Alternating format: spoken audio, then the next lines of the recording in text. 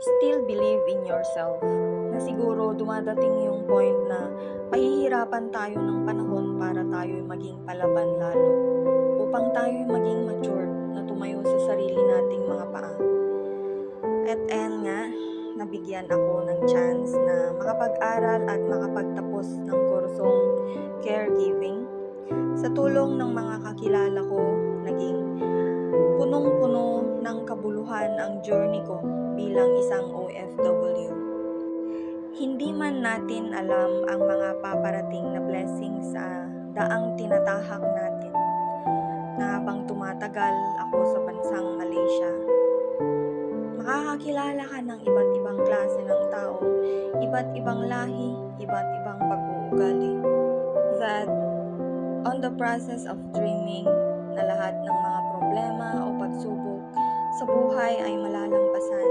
Ngunit sa buhay, hindi natin masasabi na lahat ng mga nangyayari o mangyayari ay naaayon sa kagustuhan natin. 2021 nagkasakit ang ama namin. 2022 gumaling siya pero hindi na nagtagal ang buhay niya. Na akala ko panaginip lamang lahat ng ito. Na pagising ko, kinaumagahan, buhay na buhay pa ang papa ko. Pero sa kamalasang balat, wala na talaga. Kinuha na siya ni Lord.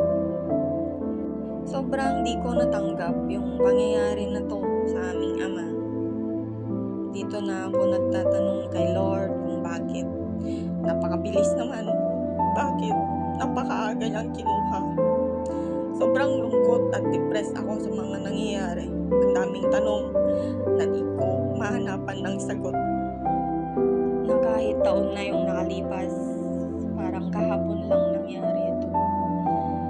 Hanggang sa kasalukuyan, parang nagigilty ako na hindi ko man lang siya naalagaan, na nasa ibang bansa ako, na mag-alaga ng ibang tao, pero siya, hindi ko siya naalagaan. Payo ko sa mga kompleto pa ang pamilya, kompleto pa ang nanay at tatay, pahalagahan nyo ang mga yan. Mahalin nyo, respetuhin nyo, i-provide nyo lahat ng mga pangangailangan nila. Sapagkat, pag sila ay nawala na, hindi mo na sila may babalik. Gawin mo na yung pinaka-the best mo para mapagsilbihan sila, yung mahalin sila, irespeto sila.